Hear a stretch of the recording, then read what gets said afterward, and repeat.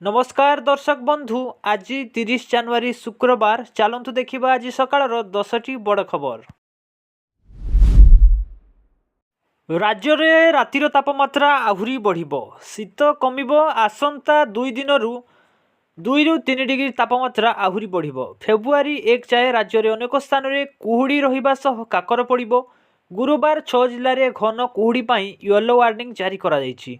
भुवनेश्वर में रातिर तापमात्रा आसंता 24 घंटे 17 डिग्री रहिबो एपरी आकलन करिछि पाणीपाग विभाग। पीयूसीसी नथिले पेट्रोल मना संपर्कित मामलार हाइकोर्ट रे शुणाणी होईछि। पीयूसीसी नथिले पेट्रोल मिलिबनी निर्देश प्रत्याहृति होईछि। निर्देश प्रत्याहृति बोली जणाइला परिवहन विभाग। सत्यपाठ जरिया रे जणाइले राज्य सरकार जरिमाना भरिबाकू बाध्य करि परिबेनी सरकार। वाहन पोर्टाल संशोधन करने को निर्देश दिया जायछि। पोर्टाल संशोधन नहीं सत्यपाठ दियो बोली निर्देश देले हाइकोर्ट। ए नहीं राज्य सरकार को हाइकोर्ट निर्देश देइछन्ति। मालती देवी प्राक विद्यालय परिधान योजना अधीन रे अंगनवाड़ी शिशु मानक पई पोशाक एवं शीतकालीन सामग्री मूल्य रे संशोधन होईछि। मालती देवी प्राक विद्यालय परिधान योजना अधीन रे अंगनवाड़ी केन्द्र रे नाम लेखाई 3 रु 6 वर्ष बयसर प्राक विद्यालय शिशु मानक प्रदान करा जाउथिबा यूनिफॉर्म, जता, मोजा एवं स्वेटर मूल्य रे ओडिशा सरकार एक संशोधन पाई अनुमोदन करिसेंति। कपड़ार क्रमागत वर्धित मूल्य, सिलाई खर्च, परिवहन व्यय को दृष्टि रखी एवं छोट पिलामानक प्रदान करा जाउथिबा पोशाक आनुषांगिक सामग्रीर गुणवत्ता बजाय रखिया पाई एही संशोधन करा जायछि। वर्तमान बैंक गुड़िकरे मासर द्वितीय एवं चतुर्थ शनिवार छुट्टी रही, किंतु मासर सबु शनिवार छुट्टी करने संघ पक्षर दाबी होईछि। 2015 स्वाक्षरित दशम द्विपाक्षिक चुक्ति सप्तम जुग्म सूचना अनुଯାୟୀ आरबीआई एवं सरकार यह स्वीकार करथिले। सही अनुଯାୟୀ प्रति मासर 2 एवं 4 शनिवार छुट्टी घोषणा होईछि, किंतु अन्य शनिवार गुड़िक अधा दिन कार्य बदल में संपूर्ण कार्य दिवस भाव में पालन करा जाउछि। तेबे वर्तमान यहाकु नै बड़ दाबी उठाइछि बैंक संघ। खलिला राजकोषर चिठा।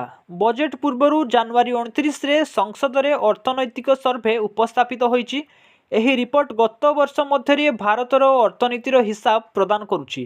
आर्थिक वर्ष 2027 रे भारतर जीडीपी अभिवृद्धि पाई ऊपर परिसर आकलन 7.2% एवं निम्न परिसर आकलन 6.8%। प्रथम थर पाई अर्थनैतिक सर्वे रे एआई ऊपर एपिसोड अंतर्भुक्त होईछि।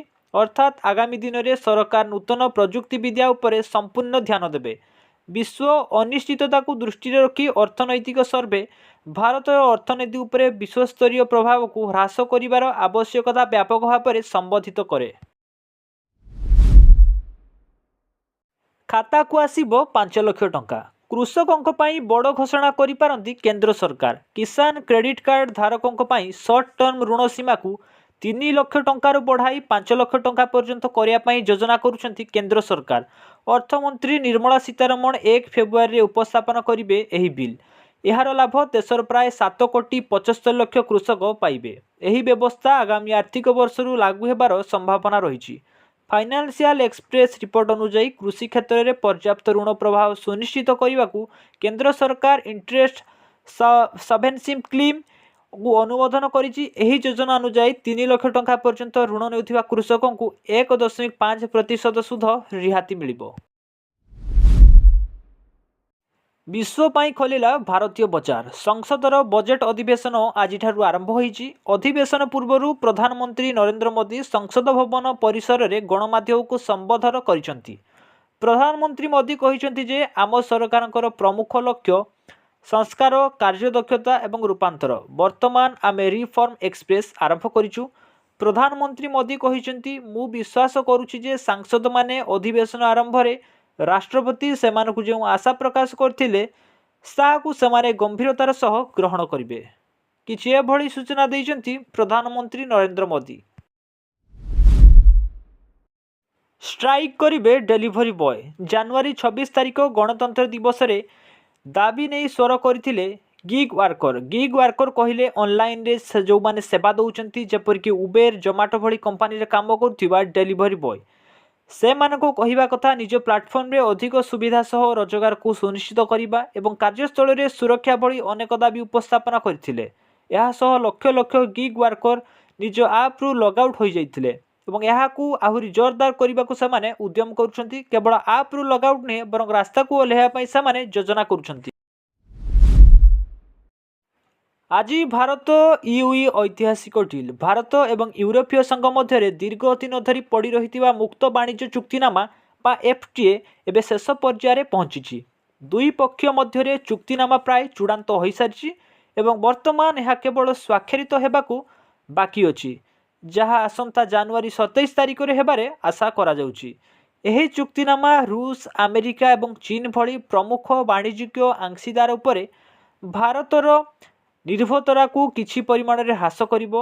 ତେବେ ଆସନ୍ତୁ ଜାଣିବା ଯେ ଏହି ଚୁକ୍ତିନାମା ଭାରତକୁ କ'ଣ ଲାଭ ଦେଇପାରେ।